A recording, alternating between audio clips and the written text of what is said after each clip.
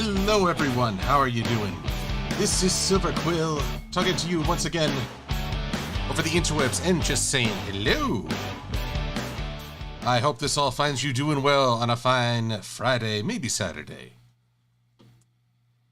And let's see here, I'm just making sure I'm hitting all the right buttons, which is never a sure thing with me. But it's good to see you all. It's good to have the stream functioning properly. I learned from last week. Actually, I've learned from many weeks. I didn't get to boast, but I got a new modem. So thankfully, I don't have the same start-stop problems as a couple weeks ago. Oh, that was a mess. Wasn't that a meck of a hess? But it's good to see everybody. Over on the Twitch, I see Helsing Ghost. Good to see you. And Flittercriz doing a peekaboo. I see Princess Buttercup, Lycan Bloodborne, Enderpup, Komotra Steel, and special celebration for having Mad Munchkin. Everyone, let us give a round of applause to Mad Munchkin. For she has traveled far and done much to be here in the United States. I say here because that's where I am. But she's on the East Coast and endured several days of travel, many, many miles, to now be with her fiancé. So let's hear it for Mad Munchkin. Welcome to America. And I also want to give shout-outs to Red Gnome 110. Let's see here. Who else is in the chat? Trinary, always good to see you. Prince Apollo, who's been working on an MLP Dystopia fanfic. Little Heart Raccoon. And let's see here. Steve Newcomb. Finally getting the hang of that. And Preston Cox. Oh, but you won't be able to join today. That's cool. We will see you another time. The Miner, Pokemon Fire Eevee, who recently had the pleasure of featuring Fire Eevee's art in my credits scene. Thank you for that. Blue Griffin over on the Twitch. Michael Collins Gaming. Michael Collins, you were giving me some of the advice on... Gosh darn it, I believe it was on streaming. But no, my memory, it's so unreliable at times. So, it's part of getting older, I guess. M488 Thunderbird, good to see you. Sakura Lovelight. Oh, Maddie, well, I gave a shout out to you. Hopefully you can hear it. And Thaddeus R, good to see you.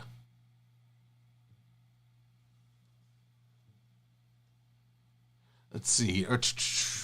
So, let's not do this in total silence. Let me get some music playing here. Cave Lion Pictures has the most unique gift set so far. I forget what breed of dog those are, but they are twerking. Still not as bad as when a Zubat was twerking on my face at BronyCon one year. And hello, Filmer Brony TV Plus. Welcome. I appreciate you hosting me. And Flitter Criz. Criz, it's good to always hear from you. I appreciate you hosting me as well. And welcome, Rosefire.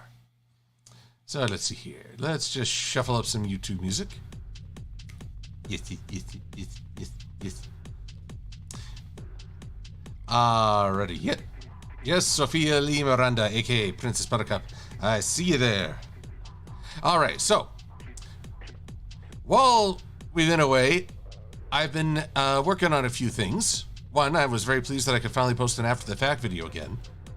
It took a while to get it all together, partly because we've been flooded with concept art since the premiere of the G5 movie. But that's a happy issue. Believe me, I ain't complaining.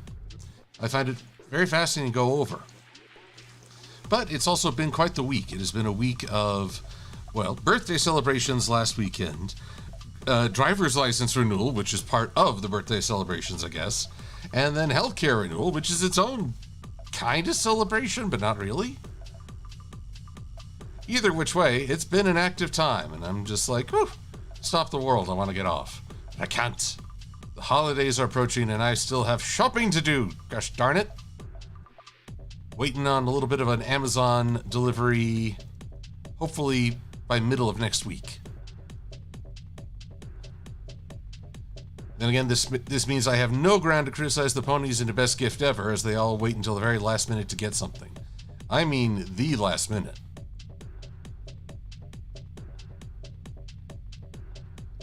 There we go. The ride is getting bumpy, Thaddeus R. Indeed it is.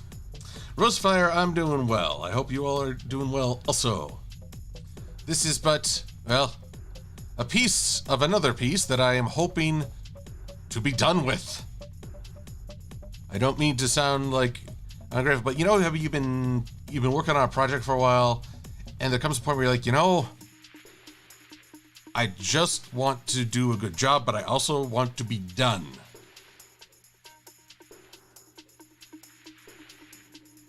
So, let's see here. Let's tackle some questions. Preston Cox asked earlier, what do I think Cadence would do if Pinkie Pie annoyed her? Cadence is pretty chill. It's hard to annoy her. Usually she just sort of walks away with a funny look on her face. But knowing Cadence and her unfortunate depiction in the series, she probably asked Twilight to help her. I mean, it's not bad to ask for help, but, you know, that's like her go-to.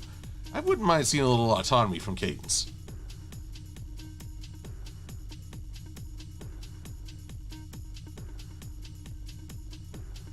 Let's see, Trinary has a question. You said colors convey meaning, but is that meaning universal? Don't different cultures ascribe different meaning to colors? Well, that is a very good question, and honestly, I'd have to consult more cultures. But I think a few things are consistent regardless of culture. I don't think anyone looks at, say, blue and ascribes it to aggression. That, at least, red is usually associated with heat, fire. Blue is calming and tranquility. Those, I think, are pretty universal. I don't know of any cultures that take a different approach. Now, it's important to note that sometimes it's the tone or tint of a color. Say, green. Here I am drawing the Green Hill Zone as best I can. Green, at a certain richness, is life and vitality and beauty. It is the natural world. But if you, say, make it light enough, it starts to look sickly, toxic, dangerous. So, as Maddie points out, color meaning changes depending on the context they're in. But I would argue that there are certain meanings that have become pretty universal. In particular, associations with mood. Remember, this was a movie called Hero. It's a Chinese movie, subtitled. And they had multiple tellings of the same story, but from different angles or perspectives, and with a different mood.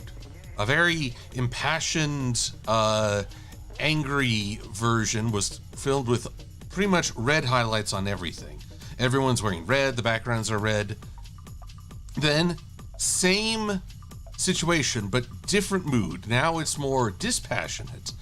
It's more blue and gray.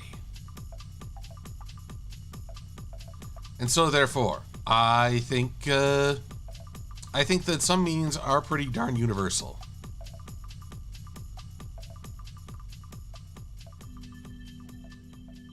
Well, Trinary, here's the thing. Here's Trinary's comment. I know that in China or Japan, white is a color associated with funerals and death. Whereas in Europe and the Americas, white association with purity and such. And Trinary, thank you for your donation. Here's the thing. That color association, but then what is the opinion on death? Is death its own sort of purity? Is it a return to calmer times in a way? Honestly, I'd need to know more about the regions of the world and their views on such. So yes, there's a lot you can discover, but I still think there are some very universal terms. That's why I'm such a fan of archetypes. But even then, you can, there's a lot of stuff you can learn about the unique culture. Case in point, a warrior. I'm probably going to mispronounce this terribly. Apologies in advance. Susanoo, slayer of the multi-headed Orochi. This guy doesn't sound like a hero at first blush. He gets thrown out of basically heaven for getting drunk and causing a ruckus, or fracas, take your pick. And he saves a young woman, but by turning her into a hairpin. and getting the monster drunk and beheading it. Now, I will not fault him on efficiency. I mean, I don't think many heroes thought that buying the monster a drink and getting him schnockered off its rocker was ever a thought in some of the Western romantics, but it does seem strangely efficient. But I'd like to know more about the culture.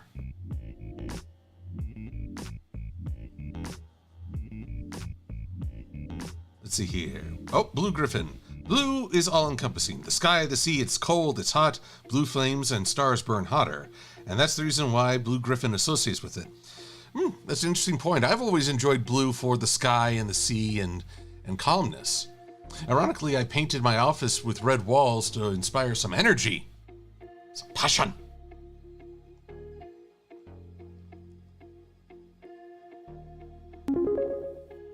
All right. Oh, I got a donation through Ko-fi. Much appreciated. From Kyria Brown. Much appreciated. Thank you. Kevin wonders, if I could ever praise or berate the main six on anything they've done in the series, what would it be? Let's see here. Berating them. Well, okay, let's go running down the line, because they've all got things that they can improve on. Fluttershy, I would tell her that she's a great animal behavioralist, but she needs to do a better job consulting animal diets. She's actually made several rather important missteps there. Of course, if I'm going to throw that at her, I would also try to have some literature on hand. It's one thing to offer critique, but can you offer critique with grounds for improvement? Pinkie Pie, I would tell her that if she wants to be a mama, she needs to become more grounded in the moment and stop and rein in her impulses. You don't want your kid to make the same mistakes as you. That's, I think, part of being a parent, even though sometimes it's inevitable. Let's see here. Applejack. I would coach her that she's, how do I put this? She puts way too much emphasis on degrading someone's view when she disagrees with it. I'd let her know, look, people are going to have different perspectives. The minute you say that's stupid, you've already shut off part of the conversation, and you've just made it harder for yourselves. Better to ask a question than make a denouncement. Let's see here. Rainbow Dash, well, let's see here. I feel like everyone would comment on her ego. What's some other things going on? What's some other things? Okay. Well, I guess there's always the classic fools rush in caution, but with Rainbow,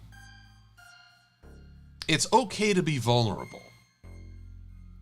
I would let her know she's so often she puts herself in a sort of defensive, saying, "Oh no, she can't tolerate the idea that she's feeling vulnerable or just needs to pamper herself or just needs, a day." Somehow she equates that knowledge as weakness. I want to tell her, hey, you're cool. No matter what, you're cool. So, oh great, I played that song. Why you have to go and make things all complicated? That would be Rainbow Dash's theme song. Now let's see here. I've covered Fluttershy, Applejack, Pinkie Pie, Rainbow Dash, Rarity. I'd introduce her to Eckhart Tolle and give her a semi-lecture on, look, it's great that you look to express yourself through gifts, but you place way too much emphasis on materialism, and sometimes it holds you back. And Twilight, I would lecture her, look, you need to hire some genuinely accredited teachers for your school. Your friends are great, but you need some proper accreditation here. Of course, Twilight's since moved on, so maybe I should lecture Starlight Glimmer on that. I don't know. Alrighty.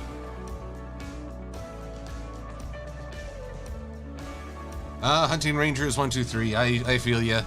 Criticism is an art.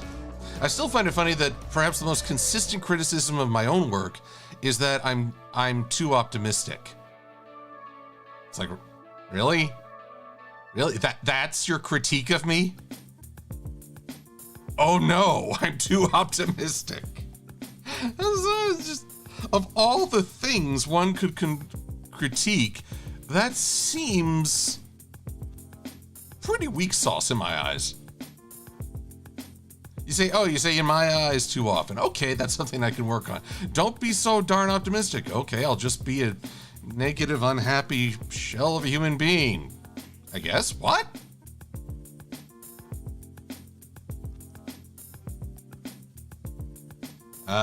Well, Maddie, Twilight did learn the art of delegation, at least in an episode, but My Little Pony was not very consistent in that. I mean, there's always, well, hey, that's something that happened in a lot of the cartoons I watched growing up. You learn a lesson, but then something changes again. You have to, sometimes the character relearns a lesson. And hey, I get it, sometimes we have to learn the same lesson in several different ways before it really clicks. But either which way.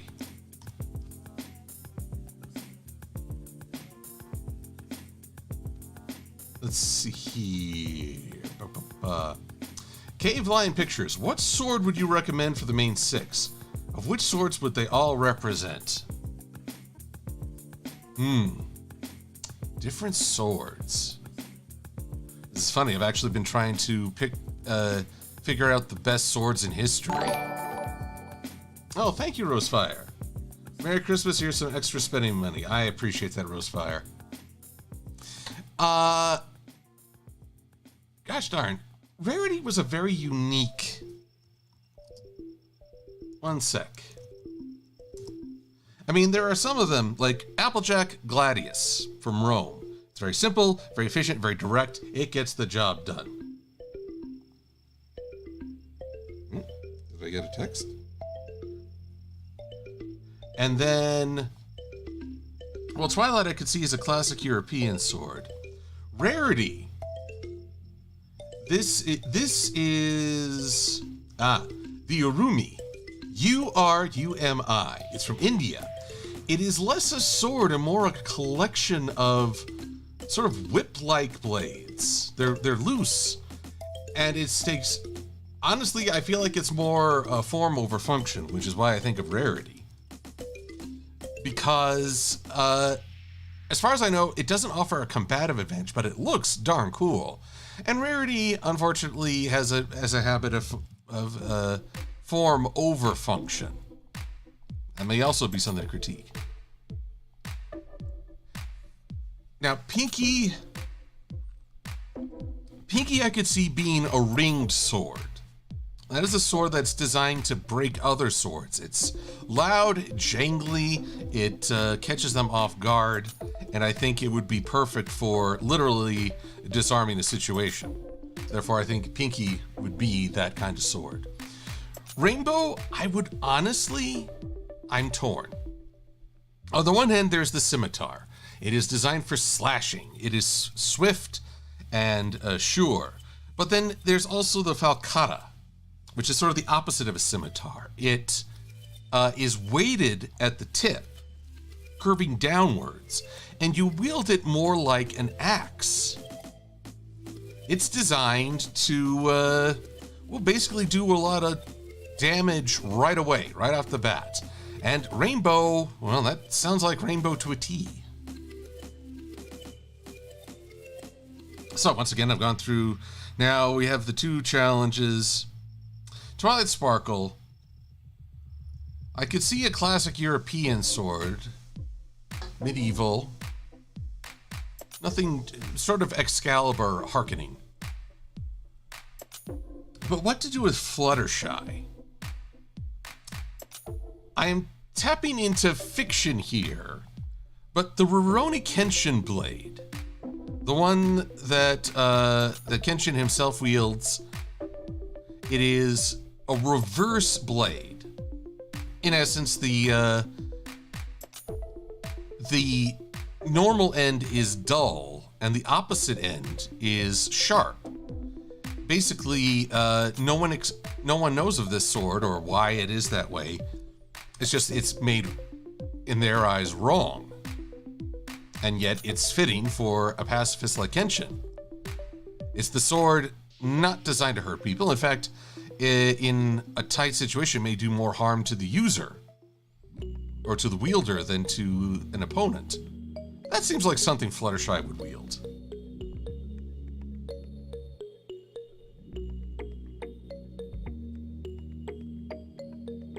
Yep, folks are catching on the reverse blade sword.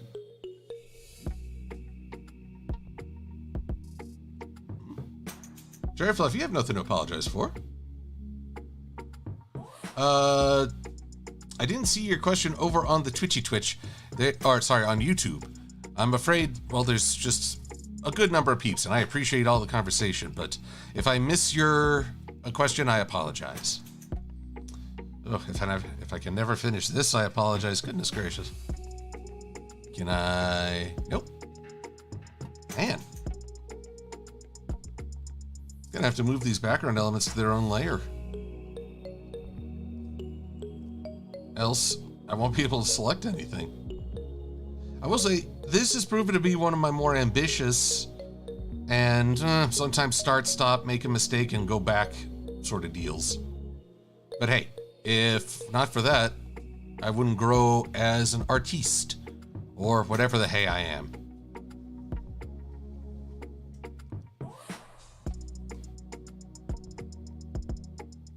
Would Elvira be friends with the main six? I can't see why not. Granted, I don't know much about Elvira. I know she's a pop horror icon, but I don't know. I only knew of her growing up. I never really saw her show. Funny enough, mostly I remember her doing a bit on Galaga, on a Galaga special. Rocket Raider. You make an excellent point. Maybe Twilight, if I'm going with the reverse sword from Rurouni Kenshin, maybe Twilight should be the blazing sword from Voltron. After all, it requires a team to assemble. It's a part of their strength and unity, and it's meant to uphold justice. Yes, I like that thought. I like your thinking.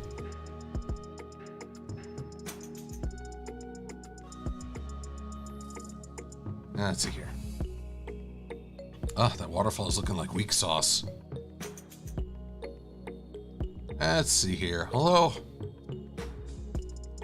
Okay, I think I can work on this. These don't work so well. We're gonna say goodbye to those. I wonder if y'all can see. Let's see, let's bring this a little bit more to the foreground.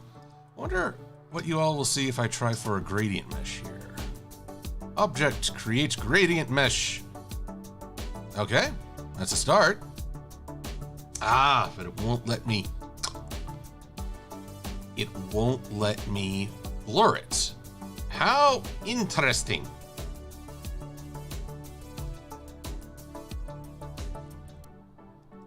First of all, let's flip this. Not a problem, though.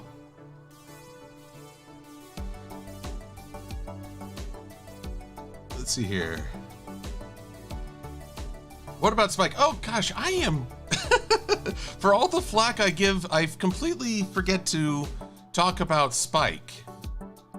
And sometimes, like, I guess my critique to Spike would be, look, dude, sometimes you've really got to check those selfish impulses. Hell, sometimes you're the voice of sanity. We need you on top of your game.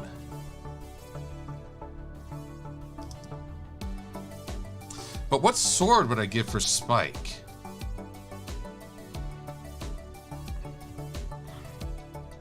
You know, I've already relied on 2 fictional swords. I'd really love if I could give Spike something that represents modern day. But you know what? I'm going to say no. I'm going to say I would give him Here's the thing.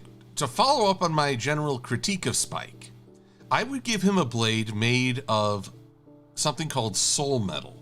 It's from a Japanese superhero Garo series. The idea of soul metal is that if you have not properly trained your body and mind as one, if you lose control or if your thoughts are, let's say, less than noble, you cannot lift this blade. The metal itself becomes too heavy for the wielder. I think that's the perfect sort of blade to keep Spike honest. Oh, there we go. Why? Oh, that's why. I was wondering why is this gradient not working? It's because right now it is. It's just showing a white background. So, come on. I need to extend the water down. Okay, we're better now. Oh, Maddie would go with the shish kebab from Fallout. And Thaddeus, what about Starlight for a blade? I'm going to assume we're still talking blades here. Well, here's the thing. Starlight has always relied on magic. And honestly, as long as she's using it for the right reasons, I see no reason to cut her off from that, pun intended. So, honestly, a wooden sword to lull her enemies into a sense of false impression or false security. Plus, hey, if it was good enough for Sora in Kingdom Hearts, it's good enough for her. I tells ya.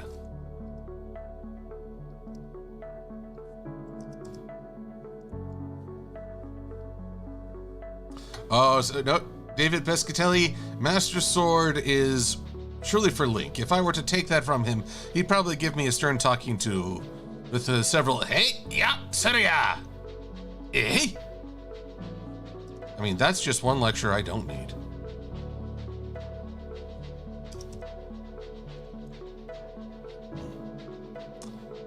Gosh, am I gonna have to add even more columns to this mesh? They've updated this since I last used it. I'm not sure. Exit isolation transform, collect for library. Object gradient mesh. Nope. Small little things where I have to start from scratch. Used to be that you just used a little plus sign here and it added extra rows, but I don't know if that's true. Pardon me one sec as I make sure I'm not wasting effort. Gradient mesh, add column. Create and edit object message, blah, blah, blah. How to use the gradient mesh tool.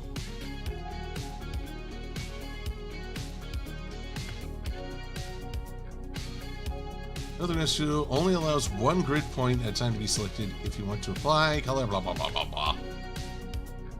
Ha, blah, blah, blah, blah.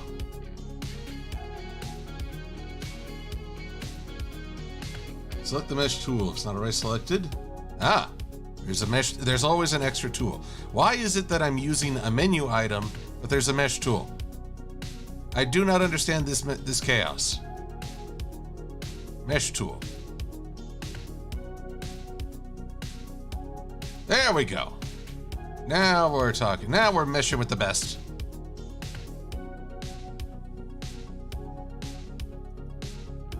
Discord doesn't need a sword. You realize that, okay, no, I'll give you Discord a sword. It would be called, well, it's, again, borrowing from fiction, Excalibur. It's the sword in Final Fantasy VIII that stinks.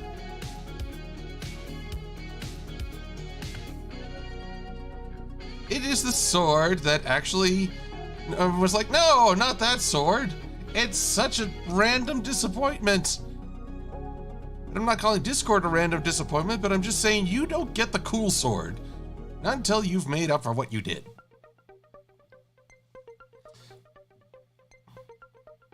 Prince, man, I am suddenly issuing weapons to everybody. Thing is, my own knowledge of swords is starting to become very limited here. Let's see here. I've talked about ring swords. I've talked about falcatas, scimitars, gladius, reverse blade katanas. You notice that America doesn't have its own sword? Think about that for a minute. We are just on the cusp of history that sword, well, we had like fixed bayonets, I guess, but we never really established ourselves in the traditional weaponry. I wonder if that says anything about our culture. I mean, okay, Celestia, I would give a claymore. It's one of the largest swords. It's powerful. It's something only she could really wield.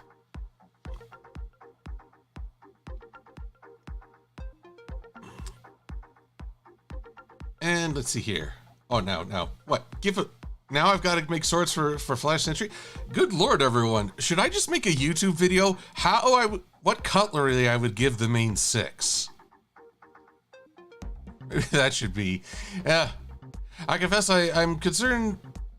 Doesn't seem to be a lot of interest in the G5 designs. I don't know if that's the holidays or folks are just not as interested in G5 right now, or it's fair that I've been out of it for a while. This has not been a year for my creativity, truly. I can understand if people don't even know I posted again. But I'm curious to see what else might work. So talking about the different swords. Now, what would Luna use as a weapon? Okay, I know if it's a trick, but they're one of those crescent blades. Get it? Because she's the moon and it's crescent. Hey, get it? Get it? We can laugh. That's right, you can laugh. Laugh. Okay, now stop. Thank you.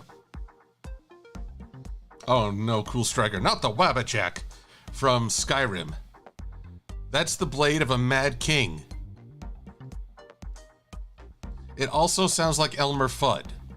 Oh, that wascally Wabbajack.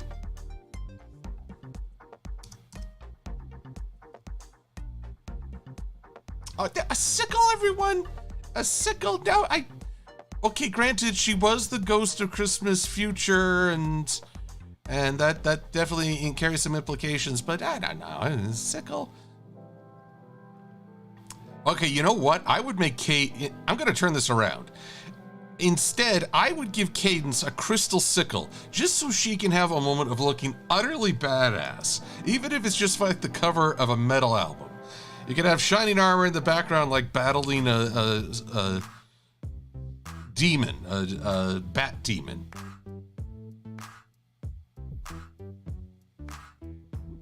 Oh, the Egyptian Khopesh Helsing Ghost. I'm trying to remember what a Khopesh looks like. See, you all know all this stuff.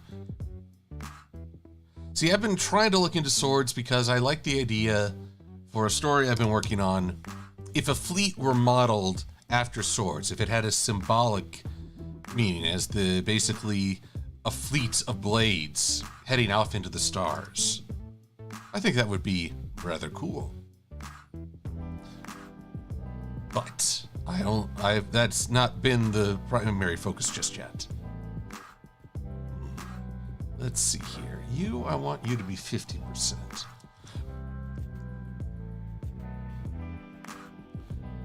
This is getting slightly better. Khopesh is a reverse sickle, basically, says Trinary. Okay, then basically I am thinking of the riders from Game of Thrones who, all died valiantly fighting the darkness, the final war, and then, oh wait, never mind, they're fine. What? Yeah, I had a slight issue with a continuity hiccup. Thank you very much. I'd like my viewing back, please.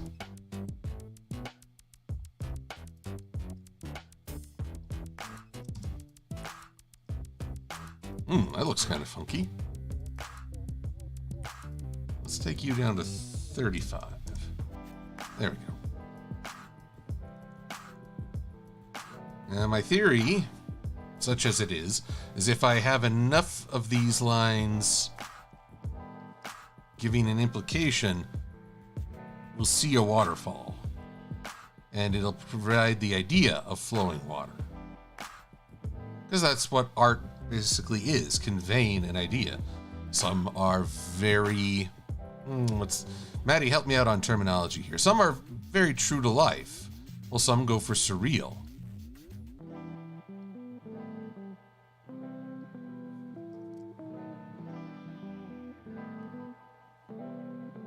Oh, Elizabeth Snowbell, we've gone Ninja Turtles. Peanut butter and fish fillet pizza.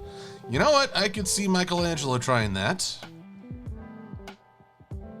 And I don't just mean that. I've been watching some of the 2012 Ninja Turtles. Ah, good memories. Memories. I'll always have a fond place in my heart for the original, but I have great respect for what they've done with more recent Turtles franchise. Favorite train? Well, sorry, Interprep, I'm not as big a train enthusiast, though I will say the Doom train from Final Fantasy is pretty metal. I would go with that.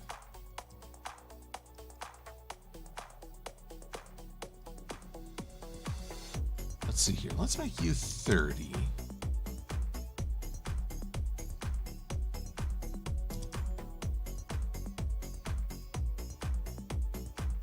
And you all can be 10. Get a little variety going. Viva variety! Kensu Dragons, I only saw a few episodes of Rise of TMNT. That one was a little different for me.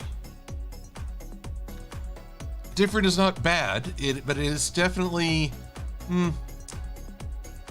Basically, I felt like everyone was trying to be the goofball. And we've got Mikey to be the goofball. I would not deny him that role. It's what he's good at. And he adds that unique perspective to the team.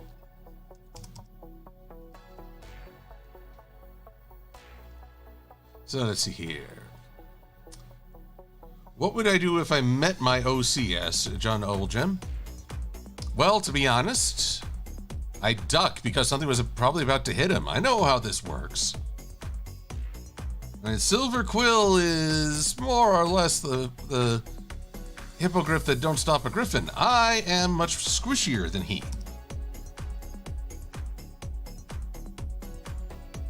Much squishier. Let's take a step back. Getting there. Definitely getting there. Vegan pizza is a thing. Yes, Maddie, but it's not a thing I try. No disrespect to vegans and the like, but if I'm going to have a pizza, by golly, it is going to have some meat on it, and it is going to have cheese on it. That's where I stand. And you can't make me not love a good pizza. Double negative, which means I can apparently destroy the English language. Not bad.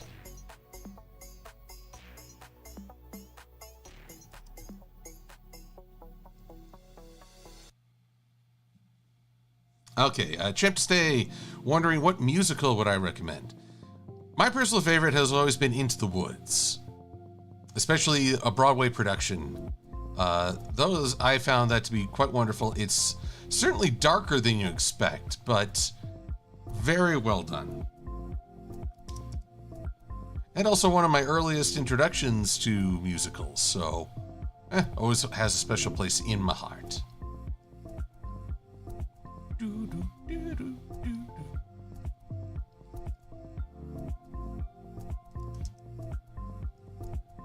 Getting there. I'm not crazy about this section here. Maybe I'll just make that 70%. Oh, there you go.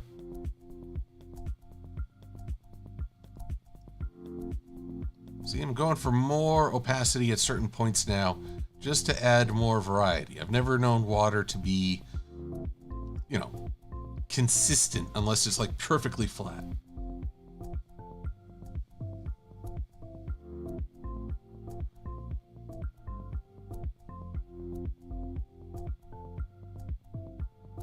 Let's see here. Noah Harris wondering, what do you give your OC a Keyblade?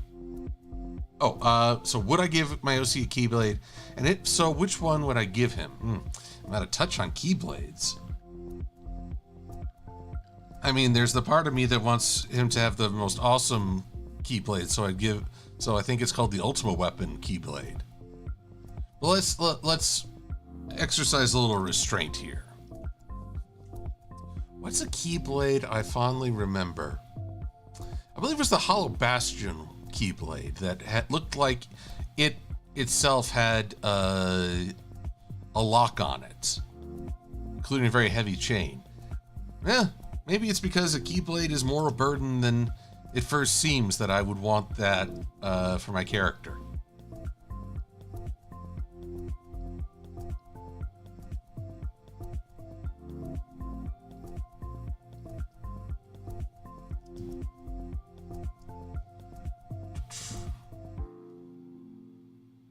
Let's see here. Oh, Preston, I do still troll Lightning Bliss, but it must be diverse. It must be in a way that will drive her nuts and give me a good laugh, but also so she knows that it is a troll between friends.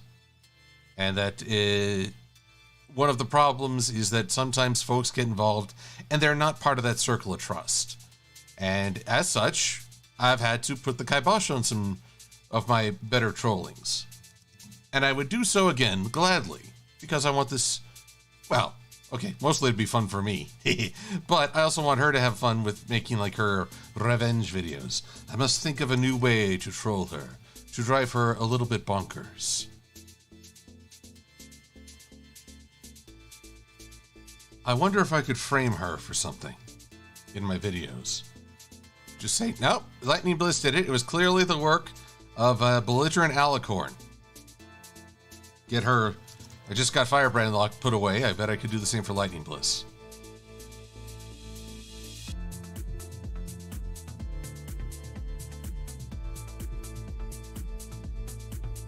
Let's see here. Oh, Blue Griffin. We are of the same palate on pizzas. Meat and cheese, yes. I remember I did ask Jasper Pie once about the dreaded pineapple and ham on pizzas, and he refused to be a part of my pizza politics. I can respect that. He took a stand for give me money and I'll make the pizza. I don't care. And if you can't respect that, then are you truly an entrepreneur? I don't know.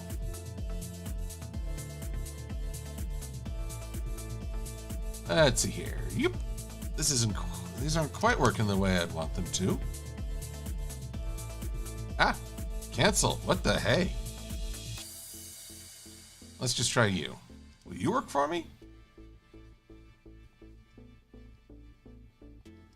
Apparently I can't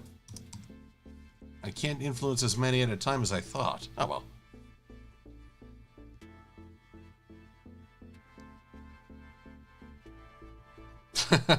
Maddie, you've got the right idea with The Simpsons. A wizard did it. An alicorn did it.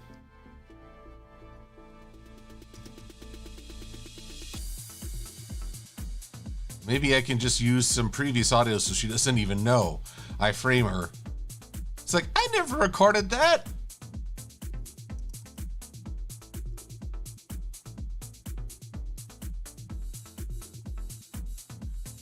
You know what? Maybe that should be it. I should put together a video using clips from Maddie's own reviews where I get her to say these improbable things like rainbows are ridiculous, and we get her to just declare she is the cutest alicorn. Then she could get a revenge video on me. Probably get me to say the same things.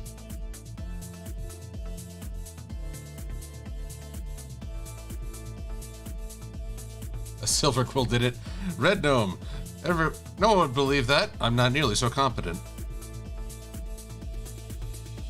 Ah, yes. Trinary is being my safety net. Making sure I save before I do something I'll regret with this.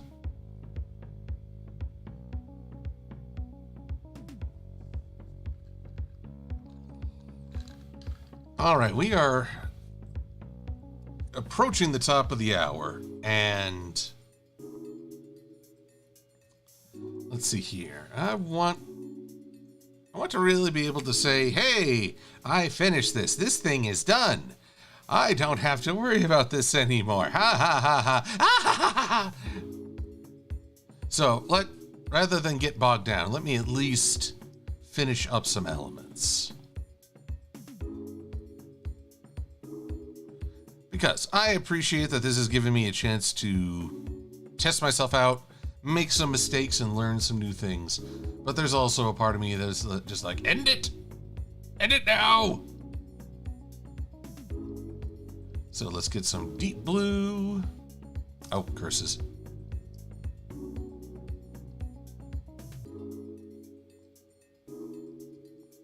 So hard to get around the patterns for the Green Hill Zone I've created.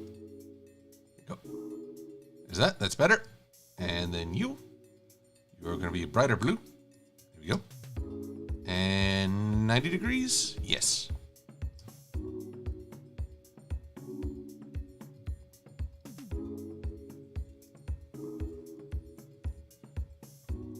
All right, we're getting there. Bit by bit, one way or another.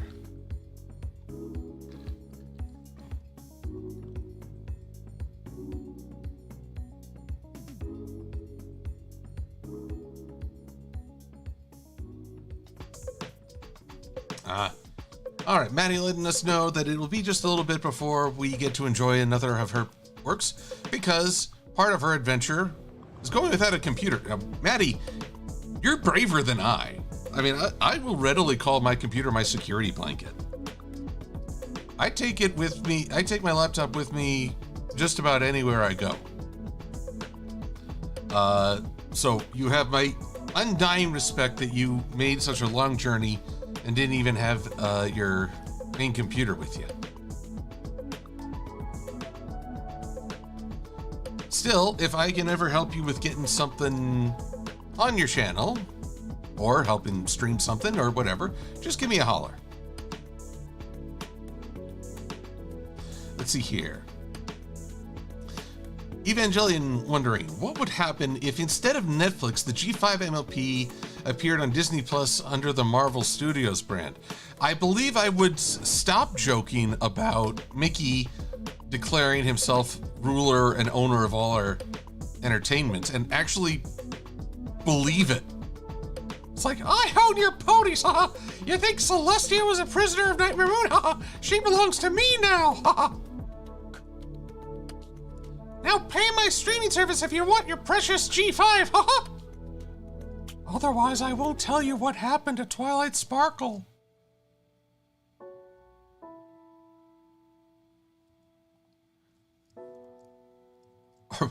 Or better yet, I'll get George R. Martin to figure out what happened to her. Haha.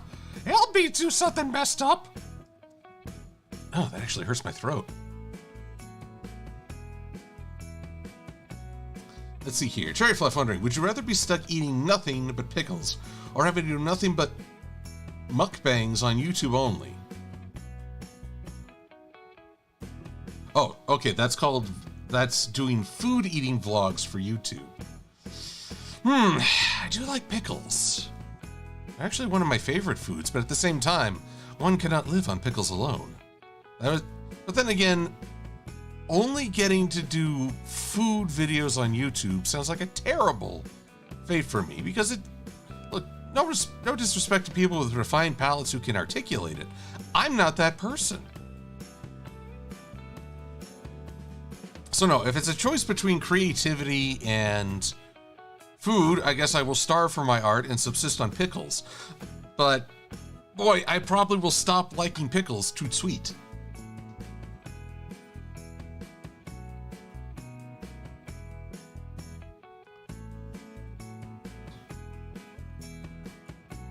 No, Drinking Buddy, I will do my best not to overwork myself, but how can I put it? I've been frustrated by so much that's happened this year. I haven't gotten to really be me. And getting to go to Everfree Northwest and Cider Fest and getting to see folks, that brought some spark back to me. posting my review of the G5 designs, mixed feeling, as it both highlights how long I've been out of it, but it's also a step back. So I guess the mixed bag right there. We are all in a very tough transition time. No two ways about it. Oh gosh, Rayquaz's Cave of Randomness in the Mickey Mouse voice. Haha, I'm inevitable! You know, I could see him wielding the true Infinity Gauntlet, which is covered with endorsements.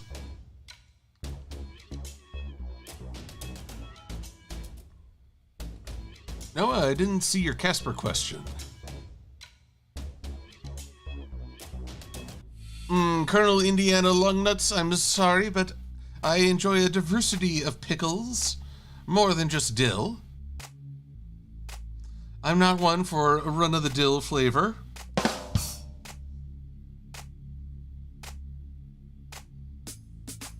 It's okay, Kinisu. Mickey would make it work because he just needs to work the middle finger and thumb. Then he wipes out all other... Nickelodeon? Gone! PBS? Haha! For profit, kids! I am the Alpha and the Omega!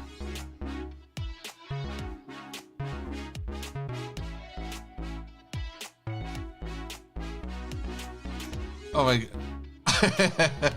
Oh, Maddie, being forced to take a vacation. Oh, the horror! The suffering! The slight jealousy on my part. Okay, not there. Oh, fudgesicles. Alright, let's save for a minute before I attempt this.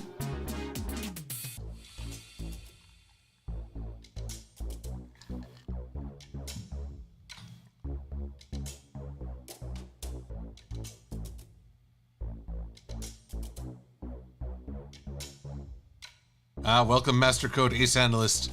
Good to see you. And yes, you can make a lot of dough with a bread fortress. You know what's throwing me off here?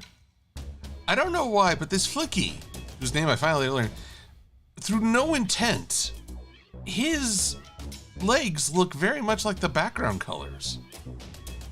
Okay, so did that save go through? Because I'm about to try something here. And to quote the immortal words of Homer Simpson, trying is the first step towards failure. So the moral of the lesson is never try. That's why he's not a good father.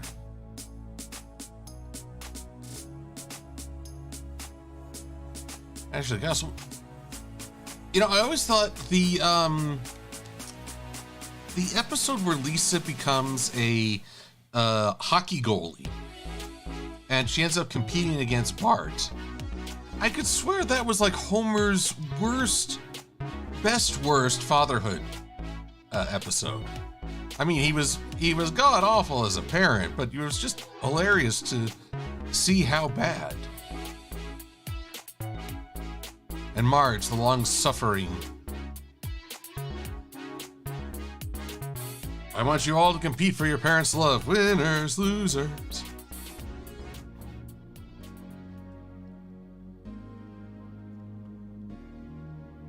Okay, wow. That's a lot of stuff. Don't need you. Don't need you, or you, or you. There we go.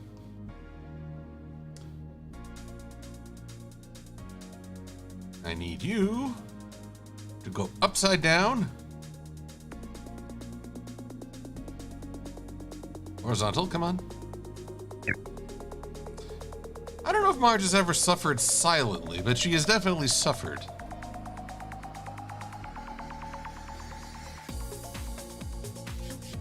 Good, but not perfect. Let's make a mask. And here we go.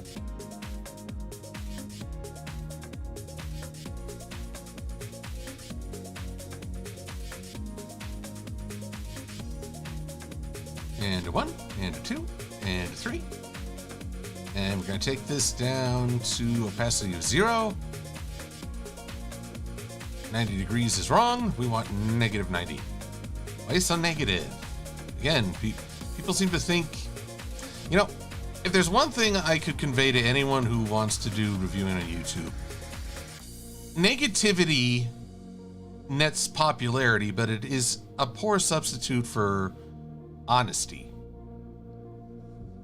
A lot of people think that being overly negative makes them sound more intelligent or braver. And honestly, no. Once you pick up on the fraud, it's just pitiful. So I would encourage people, just give your honest opinion. You can phrase it in various ways, but as long as it's something you genuinely believe and are not trying to sound smart or dismissive or better, I think you'll do far better than I've seen on many a YouTuber.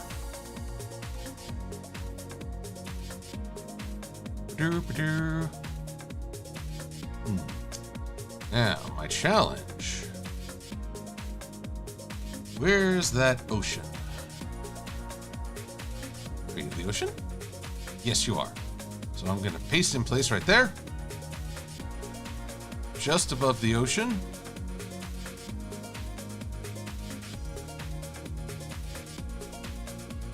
Champ to stay. If I was asked to make something for a potluck, what would I make? I would make my best run to a Costco store. That is the most genuine answer I can give you. Oh, well, Inquisitor 751, your honest opinion almost got you eating dirt. How can I put this? If you're in a culture that favors lies, honesty is an act of revolution. And let's be honest, the God Emperor's home needs a lot of work. Oh, I'm probably going to get Exterminatus for that. Exterminatus? How about Exterminatus? Elizabeth Snowbell, I love MASH. I think it is a great show with great characters, but I truthfully liked it the most after Frank Burns left and they brought in Charles Emerson Winchester.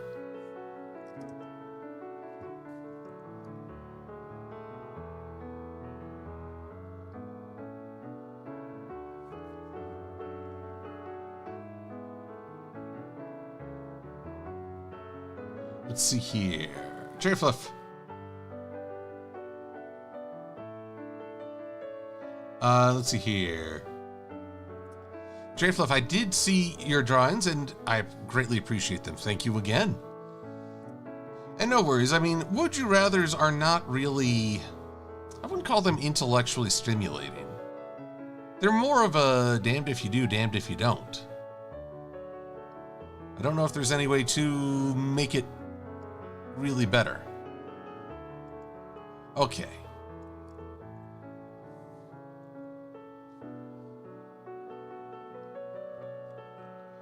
Alrighty. We are at the 1 hour mark, and I feel I've put in a good effort and time on this. There'll be, okay, there's one more thing I'm gonna do. In this case, there are some micro details. I'm gonna refine that waterfall some more if I can help it. But you all have walked with me as I've tackled this week after week. I think it's time to move on to a new drawing. This will be the last time I show this on a stream, and I will instead finish it up and get it to the person who requested it. Because otherwise, it may feel just endless.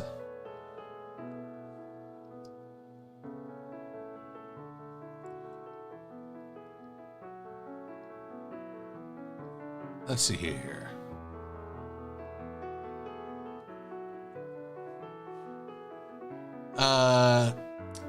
Inky Links. Do I read books or listen to audiobooks? Or I do consume books. I will always encourage people to consume some media. I usually do prefer audiobooks because, well, truth be told, time not always being on my side, I just, what can I tell you? I just, listen while I work. But, usually I like to listen to an audiobook, but I confess that it always depends a lot on how good is the narrator. Oh no, this is interesting. Okay, so I can blur. First it applies the gradient mesh, then it takes it away. Effect blur.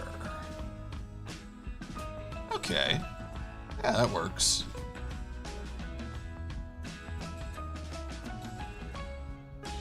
There we go. I think that actually works better.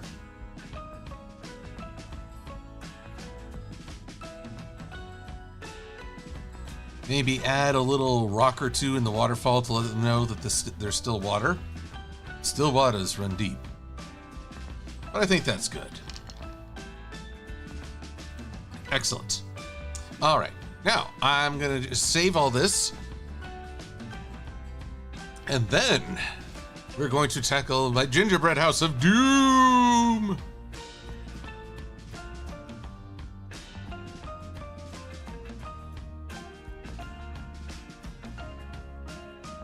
So won't need that now. Whoop. So yes, the namesake for which I was working on. Elizabeth Snowbell, how do I get my head to stop snoring? Well, I tried muffling it, but, well, that didn't go well. All right, let's get the proper thing. Ah, yes, Synchrony TrotCon is going on. Let's see here, Gingerbread Fortress. All right, all. Let's see here.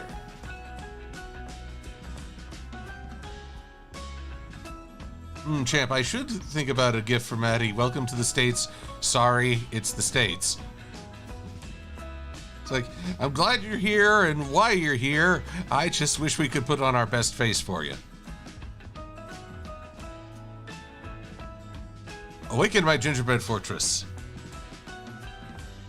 Okay, in fact, you know what? I'm going to pause the music just real quick. Because this requires some explaining. I need a gingerbread fortress of doom for my for a video I want to do in short order.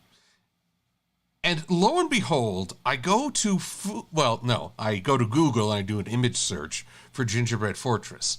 What do I find but on food.com? Someone out there. No, gosh darn, even here, I'm asking a lot of my computer. But somebody out there made this. There you go. Made this. This is a gingerbread fortress or castle. Take what you will. Look at all this.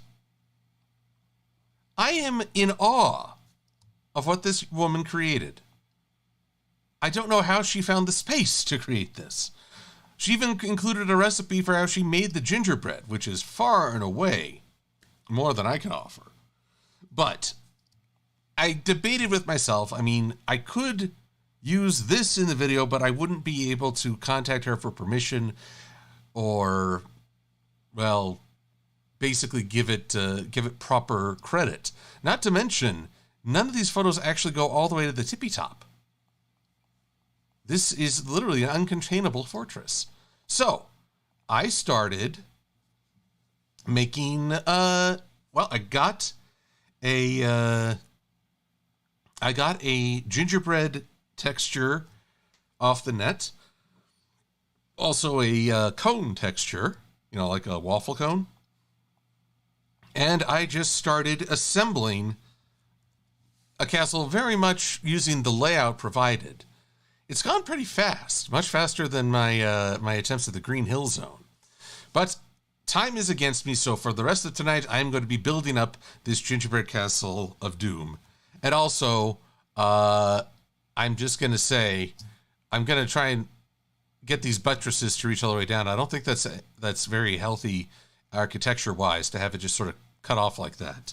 Also, I reserve the right to giggle like a kid whenever I say buttress.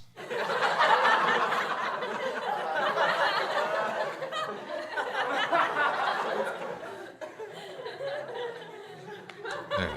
Yes, keep laughing. Just fade away in the back there. Okay, let's...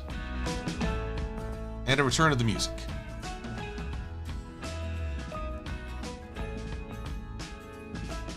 see here. Well, champ, I'm already trying to give swords to the main six and friends. I really can't ponder theme songs at the moment.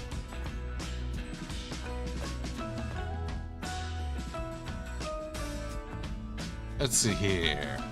Keldo Studies, wondering if I could pair a brony main characters with the Transformers, who would they be?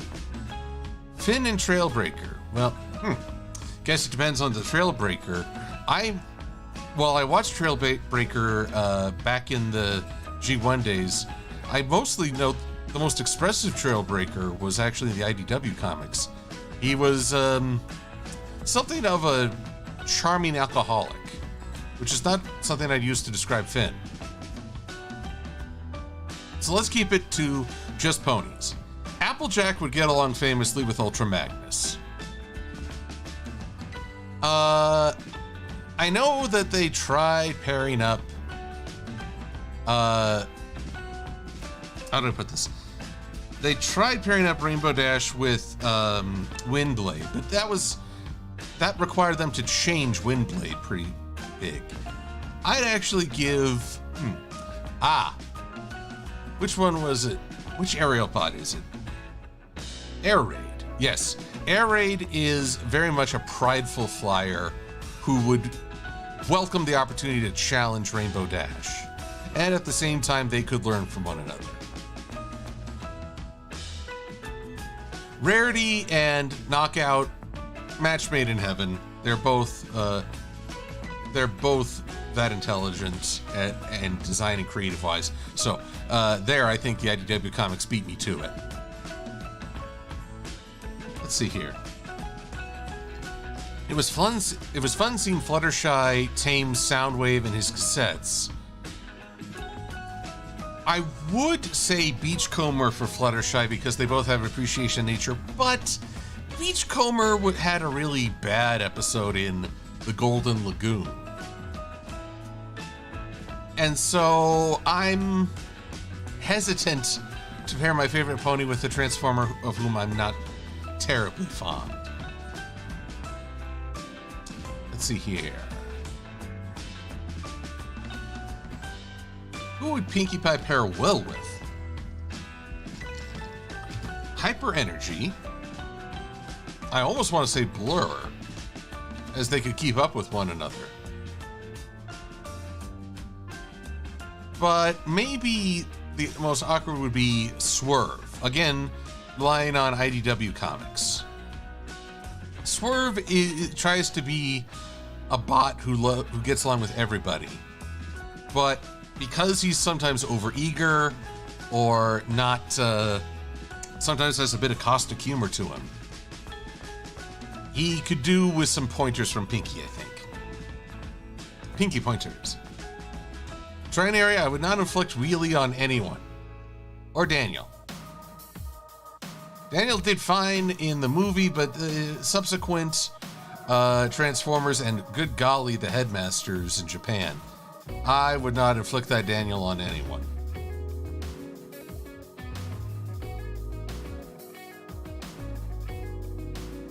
Now let's see here. Multiply. You know what? Fluttershy, I would pair... Well, I guess Grimlock's already works well with Spike. But maybe another Dinobot. Or, oh, I know. The Monster Bots. They didn't get much of a showing in the TV show. Did in the Japanese Headmaster series. But Fluttershy coaching the Monster Bots to be a bit more social would be a treat. You may not know who the Monster Bots are, but they were three basically Autobot degenerates. They don't get along well with anybody. And it is only from the fact that they are very good at breaking stuff that they keep getting called back. I think they're actually worse than the Dinobots at being team players.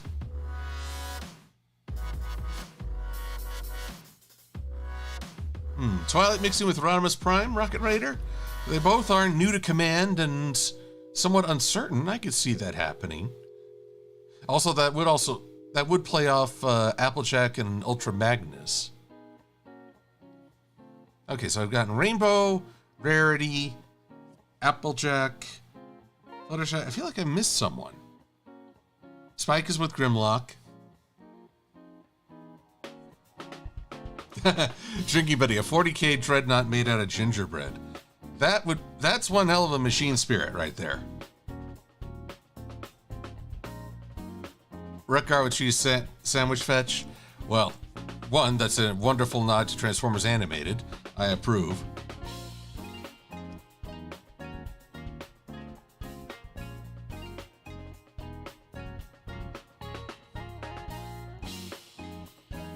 Let's see. Gosh, I do feel like... Who would Luna work with? Someone a little darker, a little misunderstood. You know, honestly, I kind of wonder if she and Omega Supreme would get along well. I mean, Omega's all business and more than a bit archaic. Yes, I think Omega and Luna would have a lot in common.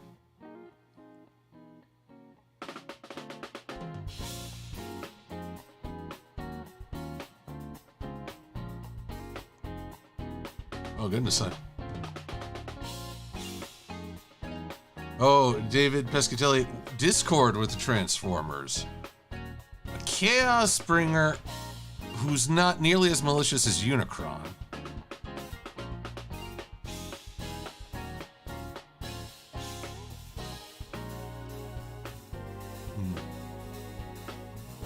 Chaos Bringer...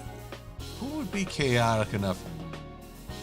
Honestly, Discord and Starscream, having them see who could backstab the other first would be quite a spectacle.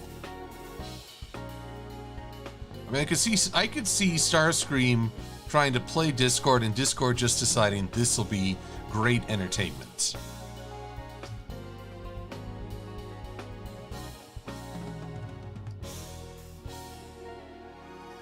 See, normally I wouldn't try and inflict. I should also preface that while Luna would go well with Omega Supreme would also go well with Big Macintosh.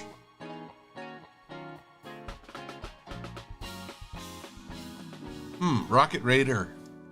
You know, Luna would definitely get along with Dinobot of Beast Wars. For Dinobot had his own struggles and his own literal existential crises.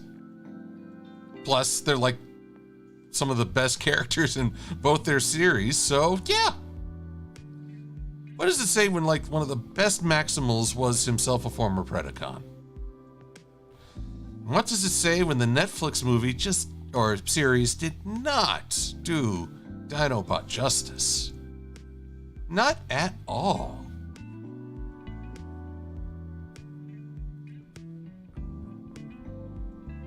Let's see here. Well, champ, I don't really have a favorite way to decorate a gingerbread house. I've never made them. I've eaten my share. Not like the whole gingerbread house, but you know, a little nibble here and there. Let's see here. Down we go. Down, down, down. Come on. And to the back.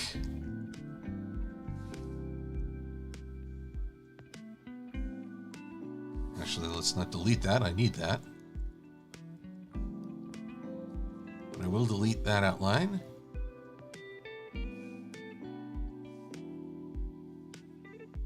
I will make you that. There we go. Boop, boop. And then just a little bit of transparency to still show some of the texture. There we go. Well, we're reaching the tippy top of at least the central section. I love this design for how unbalanced it is. It's very much Hollow Bastion of Kingdom Hearts for me. Champ, I have not found a new castle, but given the inspiration from this, I might do some modifications to this design, make it a not gingerbread castle, and say, well, this inspired Casterly Quill. This would be fun. I can also picture this like on a cloud, impossibly towering up on one end with a few turrets pointing out the bottom, just to really mess with folks. Well, champ, I've been to Australia, but how to describe this? Brazil, as I understand it, suffers from a lot of struggles in terms of both corruption, but also even a low opinion of themselves. There's a book discussing cultural complexes, and Brazil, and it's basically apparently they assume that corruption is a default state and very natural, and that any other country is better. This is actually a part of their culture, according to the anthropologists. And so I appreciate the beauty I've seen of Brazil, granted only through media, but I'm not keen on going. So I guess I would revisit Australia, which is also quite wonderful and beautiful. Great Barrier Reef.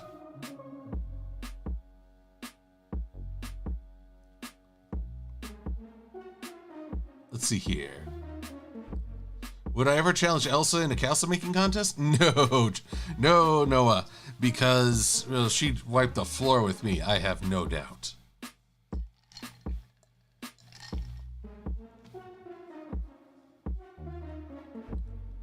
Now, let's see.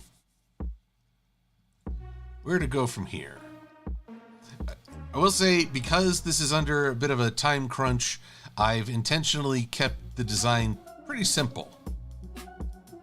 I mean, it is mostly relying on the same shapes and toppings, and I could probably do something to add a little diversity of shading, but really want to get this done by like tomorrow so I can have the rest of the week to put the video together. So I can have a video either in time for Christmas or New Year's. Oh, Trinary, Rogel Dorn is going to take it, because not only is he like the best builder in the entire galaxy, he also doesn't have to rely on magic. If anything, he would actually... Oh gosh, would he sick his Imperial Fists after Elsa declaring her a Psyker Witch?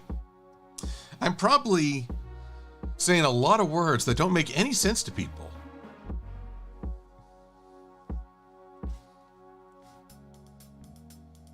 Let's see here. Oh, no, you give it to Elsa? I don't know. I mean... Sure, you can make a fortress out of snow and protected by a killer snowman. But can you make it out of solid gold? I mean, I just remember the Emperor.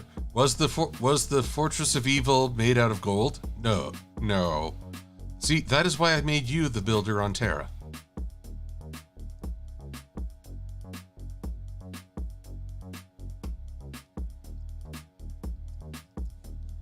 Let's see here.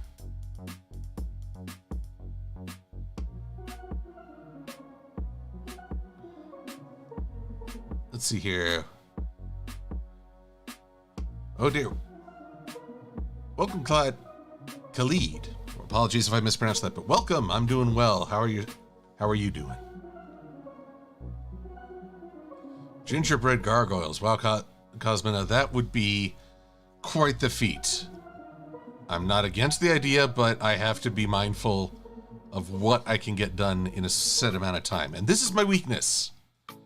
I always go too complex, and the production takes far longer. So it becomes after the fact, as much due to my own inability to go simple. That's what I'm trying to do. I'm trying to be better on this one.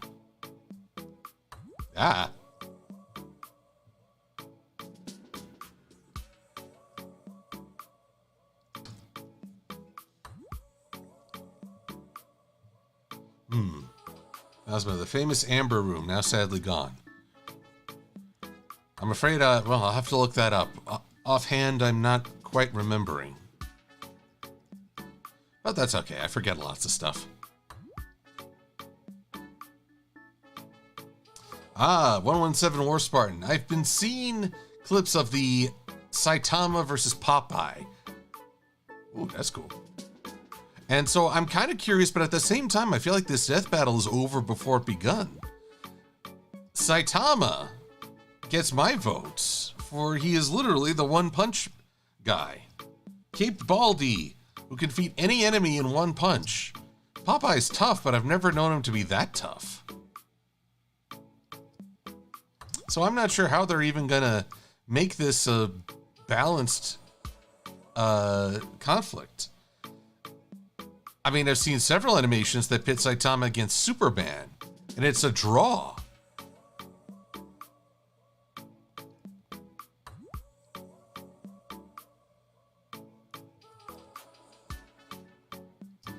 And truthfully, I don't know. I mean, Superman, he's as strong as he needs to be, but no, everyone underestimates Caped Baldy.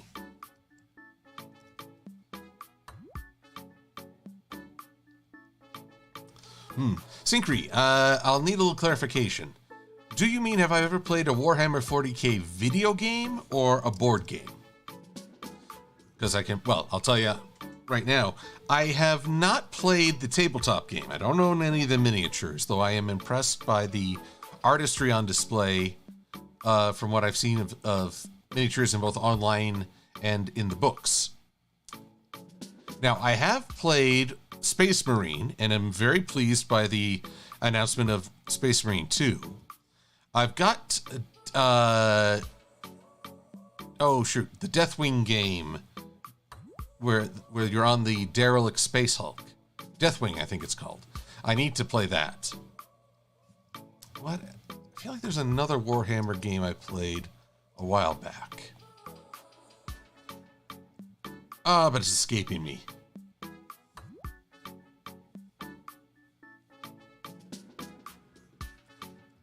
It is escaping me. Let's see here. I'm trying to think if there are any other Warhammer games I played without even, knowing. Well, either way. But yes, I'm looking forward to Space Marine 2. Especially... Oh, sorry, Inquisitor, not Dawn of War. If I remember right, that's an RTS. I'm not good at those. I don't think I have the patience.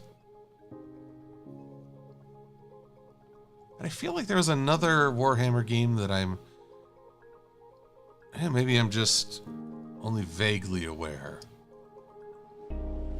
I did watch the cutscenes from the Warhammer RTSs because they're interesting to watch. A good way to better understand the lore. And just how royally worked over everyone is in this Imperium. I mean, I get sad with the Perpetual War concept. It was a thing in Battletech, especially. But even if you go with the Japanese Transformer storyline, even after Cybertron itself gets blown up, the war continues. And after that, it's like, you got nothing left to fight for. I mean, you literally just blew up your home planet.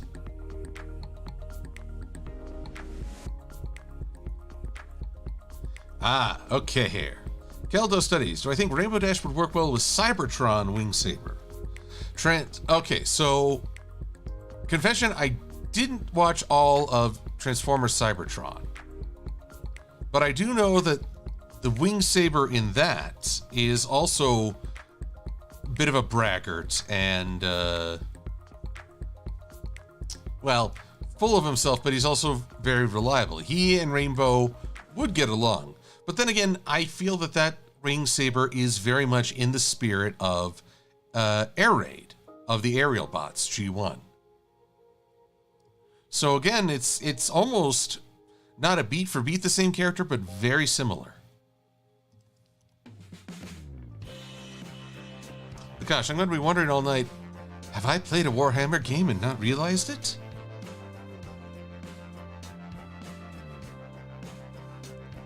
But I definitely, the thing I'm happiest about the new Space Marine 2 game, they make it a point to show that Titus is back. Yeah, boy, let me try and explain this for any non-Warhammer fans out there in the audience. Captain Titus was a leader of a planetary defense effort.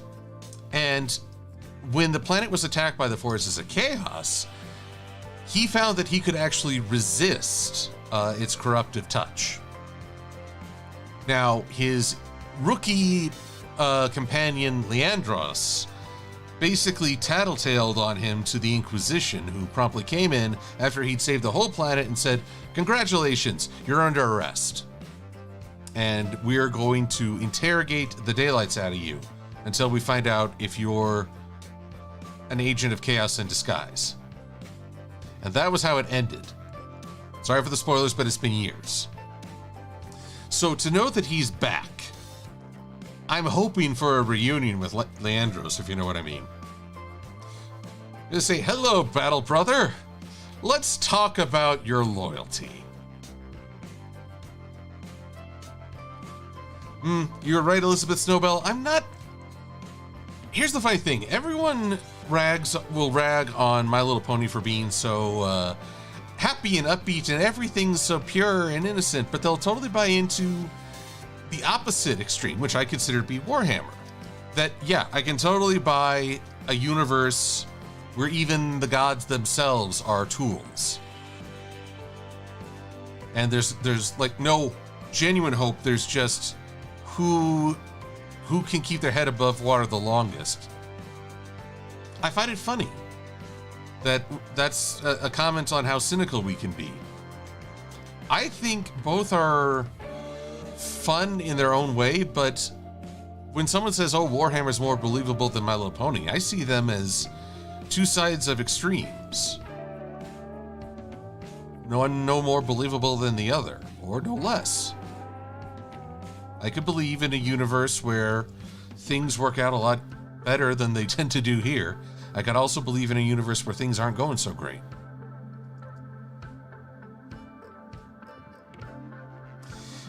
Champ, there will not be a stream this Christmas Eve, because I will be celebrating with my friends before I celebrate with my family the next day.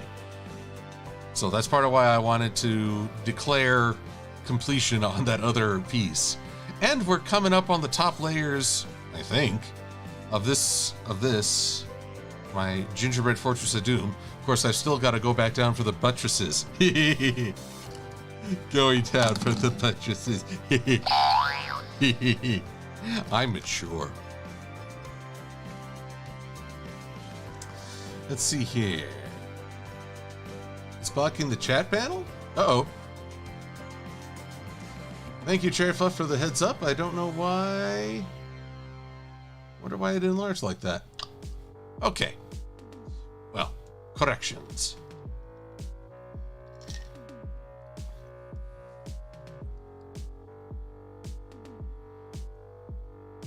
Alrighty, let's see here.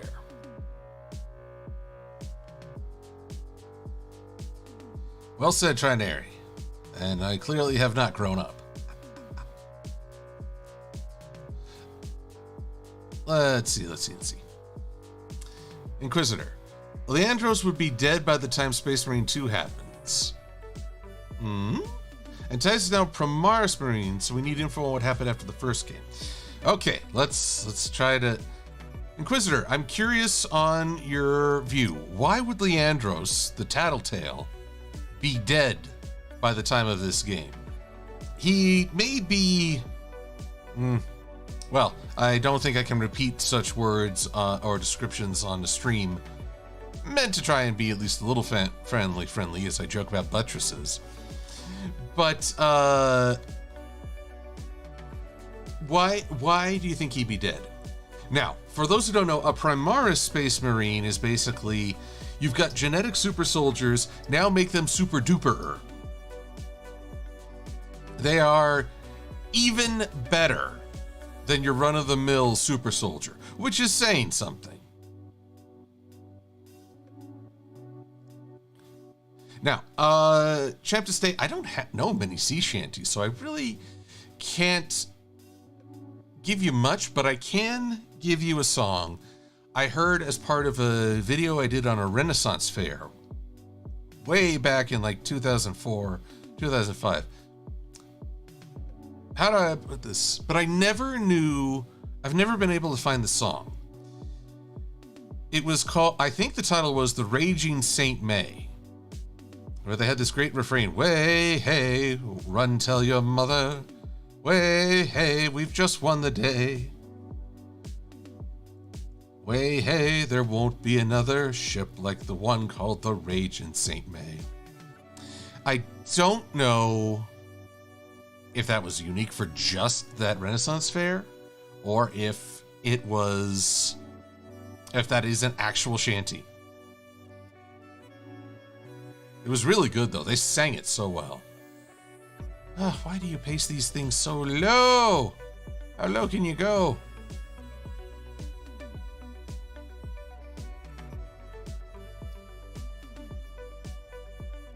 Oh dear. Definitely starting to feel the weight of so many shapes and vectors here. So let's save right now, shall we?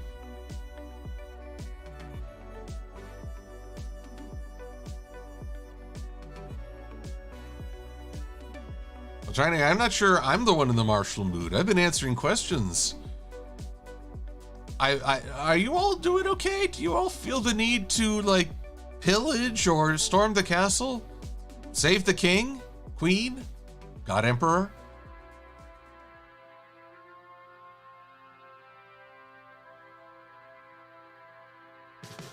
Let's see here.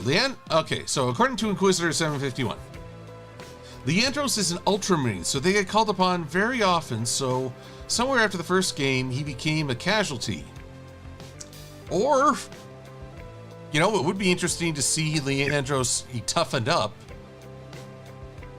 and accepted, or he changed his name to Kato Sicariot. For those who don't know, Kato Sicariot, if the Ultramarines, the guys in blue, are accused of being Warhammer's Mary Sues, he is accused of being the Mary Sue of the Mary Sues. Like, even the Alicorn Mary Sue would struggle against his default awesomeness. She might even say, "Oh God, turn it down."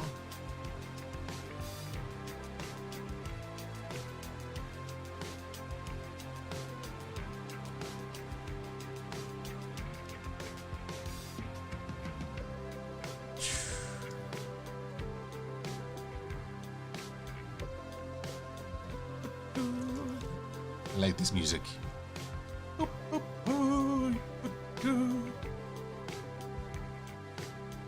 What? John Oldgem, what game consoles do I play on?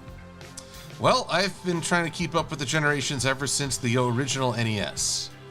It was quite some time before I had anything other than.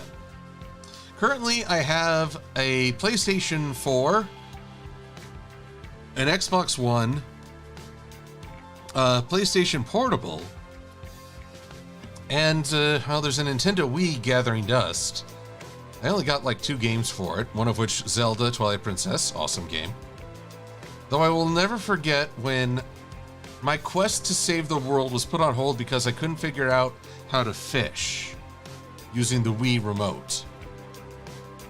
I was just like, you've got to be kidding me. The whole world is at stake and I'm held up by a fish.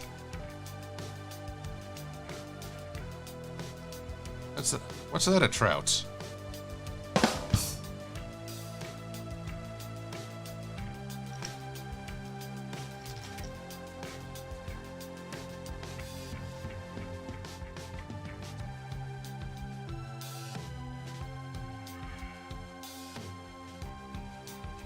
Let's see, Inquisitor. Apparently, Kaito Sicarius was around when Titus was saving a world. I mean, what I know about Kaito is that he was pretty full of himself when he started. He since tempered himself. But he was lost in the warp, this big nightmare realm. And it's a nightmare realm because all of our impulses create it. Oh, goodness.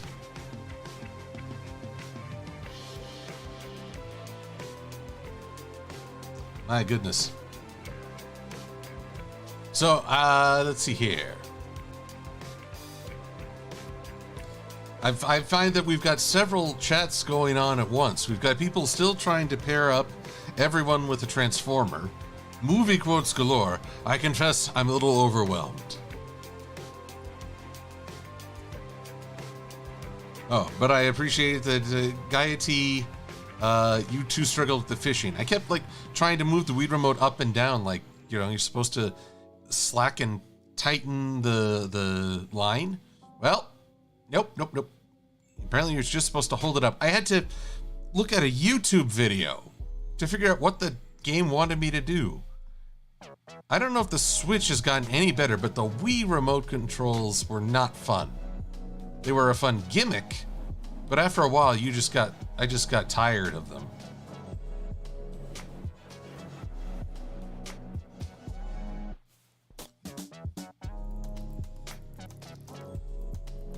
Oh, I see what's going on. I must have... Just gonna try something real quick. Ooh, I made the screen dark. There we go. There, that's what went wrong. I made the double darn display different. That wayward button. Oh, I think I'm also running out of steam. It's been... Oh, what an active week it's been. I had the best time celebrating my birthday with my family, and then my friends, and then my family again. And then as a delayed birthday present, my friend Paula took me to a place called Meow Wolf. It is an interactive art gallery. Actually, I don't even know if that's the right term to use. Art experience may be more appropriate.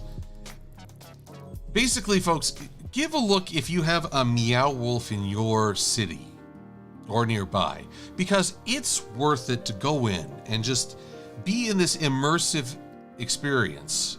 I was skeptical when I stepped through the doors. The theme of this exhibit was you're in space, and your first experience is a place called C Street, which sounds more like I'm going to Sesame Street. But no, once you get into this alien jungle, it's stunning. I thought it was fantastic. We spent like 4 hours there. My legs are exhausted as this took place yesterday. So, but I will readily give a ringing endorsement to any who are curious if it would be fun. Go see this Meow Wolf place. I think you will be pleased.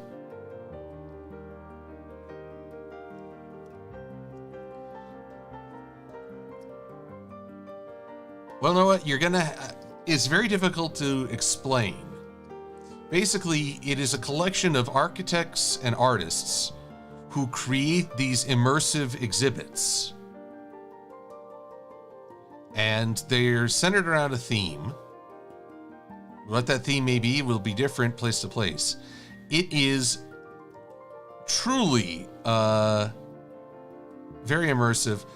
I will say one person who was there, I overheard him joke that this place was tailor-made for ADHD because there was just so much to explore, so much to hold attention. Now, as far as I know, I have not been diagnosed as such, but I found it wonderfully enjoyable. I'm pretty sure there were things I missed. But it is beautiful and involving and, above all, fun. Also, they have a cafeteria that serves an ice cream called unicorn poop. It's a sherbet of sorts. I had unicorn poop.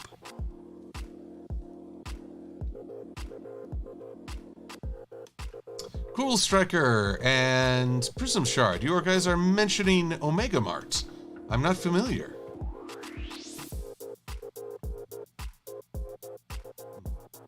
Now, Seth, I haven't gotten to see the whole of Josh's G5 review. We did talk about it for a while, so I know some of his main critiques and... I put it. Some folks have commented on my G5 design video. They felt that Josh was making a bad faith review. I don't believe that for a minute. I think Josh is, as I talked about, being honest in his views, on his own take, and, well, being critical as he feels is honest. We've talked about the movie and some of his views. I don't necessarily agree with his critiques, but it takes time to go over. And, well, honestly, I don't want to speak for him, so I really should watch that review. But I guess knowing that he wasn't as big a fan, I've been a little hesitant, because I really enjoyed it. I will say this, though. Sunny is a flawed heroine, and I believe that is by intent. Talking with folks at Cider Fest and hearing feedback online, I get that Sunny does a lot of things that people find very unheroic, or not something you would expect from an MLP protagonist. But given that this is really the start of her journey, I think I can give her some leeway in that she's supposed to learn from these mistakes and grow. Actually, I find it kind of fascinating. She is an idealist who has the right idea, but has a lot of blind spots. A lot of blind spots.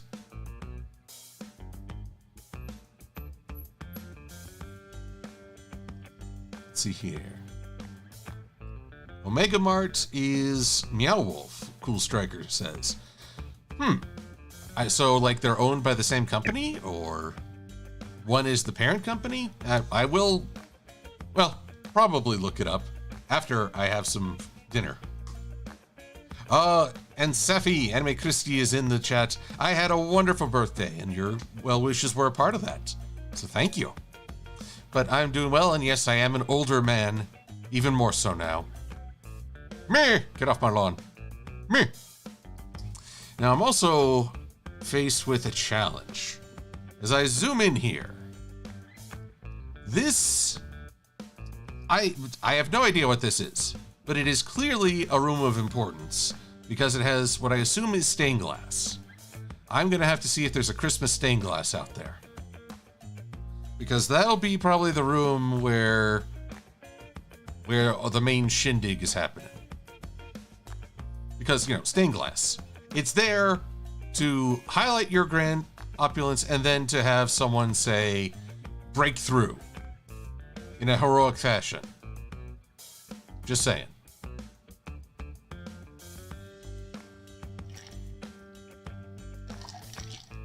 Let's see here. Yep, I'm thinking a stained glass window because of Inspira, but I'm wondering, there's a website called Vecteezy.com. They have stock vectors that are free for public use, or some that you can buy, as they're a bit more complex. I'm wondering if anyone there has done a Christmas stained glass window. Or, hey, I can adapt.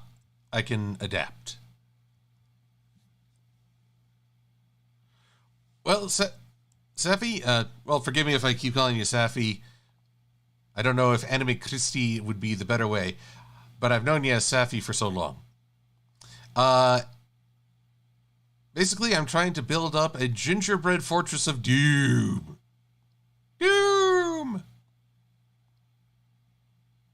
And I don't need it quite that dark. There we go. So we'll look into the whole... Oh, Zuta Lord, have I run out of music? Let's see here. So, basically, I've been building up Rua. Let's see. I haven't really seen how this is standing on its own.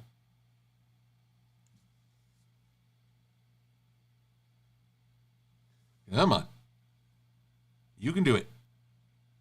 Turn off. There we go. Oh, yes, this is looking quite nice.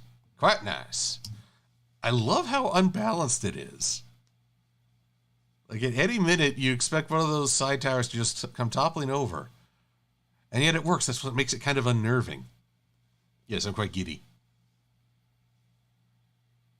Let's see. Champ to stay. Wondering, why did I choose to use Firebrand as a stand-in for Hitch? Well, we did talk about he's gotten a lot of comments of, Hitch looks a lot like your OC. Even though those people all will rightly point out, Firebrand chose a unicorn for his OC. Now, contrary to what people might think, it is not me punishing Firebrand for having a more negative view on the movie. I did it because I thought it would be funny, and Firebrand is a good sport. That's it. I do not begrudge anyone saying I didn't enjoy the movie or I have issues with how this is presented. That's fine. It's the only time I really find a negative take to be truly frustrating is when people will say, not only did I not like this, you are an idiot for liking it. Because that's probably the worst kind of review, because you are directly insulting people who could otherwise be receptive to your message.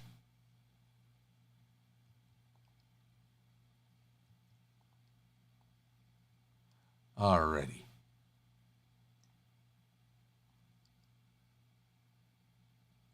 Oh, you're right, Seth Moss. I've been saying Hitch, but I've swapped him with Sprout, the anti-Hitch. Maybe I just want Hitch to be better.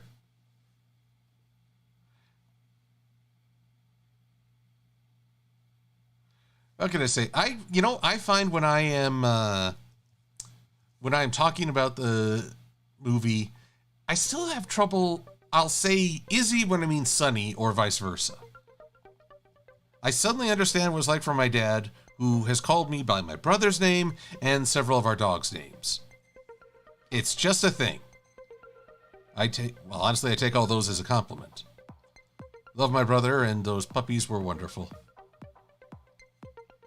Anyway, I don't know why this one anchor point doesn't want to move for me. I'm staring here at a pinwheel of doom, having clicked on it several times, and it refuses to move. So you know what? I'll just get my own anchor point. With Blackjack. And Luna's. In fact, forget the anchor point.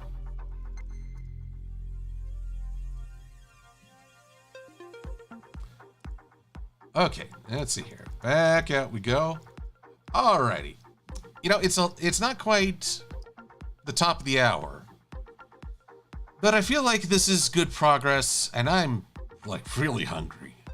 And you might be able to tell I'm not talking great. I think I'm low on energy. I need to refuel. And I think this is a good stopping point. As it continues to zoom out, even though I stopped hitting the button 30 seconds ago. This is what a drain it is. I'll tell you what. It's these gingerbread vectors I have over here. I bet they're slowing things down. Woohoo! Look at that. Oh, let's zoom in here real quick. What you may wonder, what the hey am I seeing? All these are the textures for the gingerbread. They're being clipped off. It's somewhat similar to the checkerboard of the Green Hill Zone. This is what's making it so slow. And I've yet to learn how Illustrator might crop to just the shape. I'll have to look into that. But I will say, all this gingerbread references, I wonder if I'm increasing my blood sugar just by looking at it. But no, it's time for dinner. It's time to recharge them batteries. Katie, the war hero, add a room for keyframe to draw. I know, she's always welcome to have a little creative outlet there. But, I don't know. Oh, Nora! There's a Nora in the chat. It's good to see you, Nora. Everyone, Nora recently celebrated her birthday as well, only about a week out from myself. So, sorry, Nora, I'm just about to wrap things up, but it's always good to see you. So, everyone, I won't get to see you come next week because I'll be with friends and later family for Christmas. And then New Year's Oh gosh, New Year's is also on a Friday. Ma foi. Well, I'll let you all know. I'll probably be with my friends on New Year's, as we didn't get to ring in the end of 2020, which, as far as I'm concerned, that was not a year I felt like toasting. This year has demanded its own struggles, but we all keep moving forward. So, Keldo and Cherry Fluff, I'm sorry I can't tackle your questions right now, but I need to sign off and just call it good. So, if you wouldn't mind holding on to those questions for next stream, I'll post an announcement when that will be, and I'll be glad to answer. So until then, everyone, I hope you all have an awesome weekend and just the best time. Be safe and be well. Happy holidays, Merry Christmas, Happy Hanukkah, whichever belief you have, even in just being kind to one another, I hope you get to celebrate it. I'm Silver-Quill.